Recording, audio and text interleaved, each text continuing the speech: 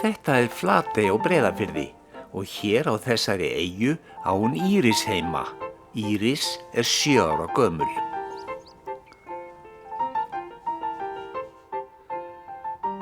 Og þetta hún Kola. Kola einungis mánaða gömul og á heima ásamt öðrum lömbum út á túni í nágrenni við fjárhúsið í Flatey. En Kolaumingin oftast ein.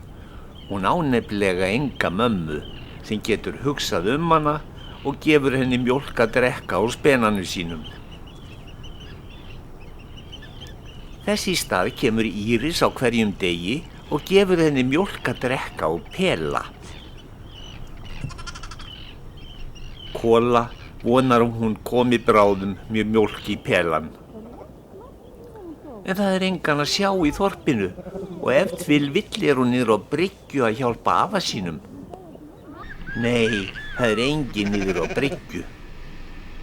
Kannski hún Íris að sækja signa grásleppu fyrir hana ömmu sína út á trönur. Nei, það engin heldur þar. Grásleppan þarf áreiðanlega að hanga lengur. Hvar getur hún verið? Hún ábyggilega að leika sér við ófétiðan kóp sem alltaf að naga bein og aldrei til friðs. Já, þarna Íris að leika sér í sandkassanum með hinum krökkunum og alveg búin að gleyma Kolu vinkonu sinni. Megum svo sjá kvikmyndirnar. Stelpur, eigum við að koma að gefa Kolu? Já.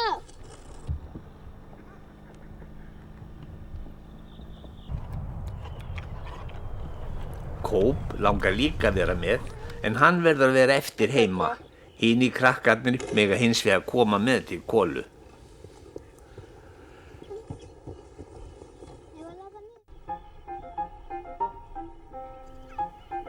Kola ákaflega ánægð þegar hún sér þau koma.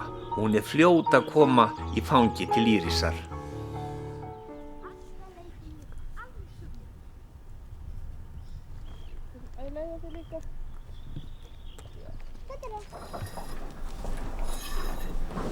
Spennvolk mjólkin beinustu leið í pelan.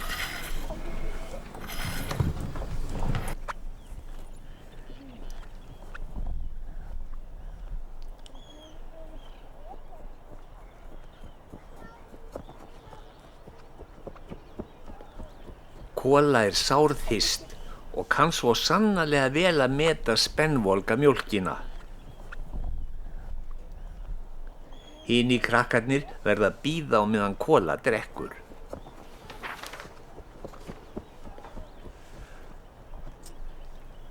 Hún rífur næstum túttuna af, svo áköf hún.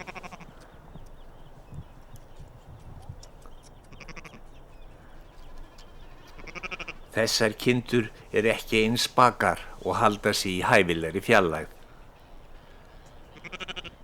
Kola hins vegar ekkert hrædd við krakkana og lofar þeim að klappa sér. Viltu fara, Kola mín?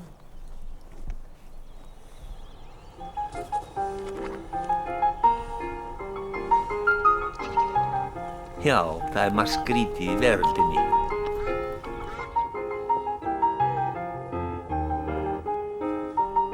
Á morgun kemur Íris enn á ný og það fær Kola aftur mjólk úr pelanum.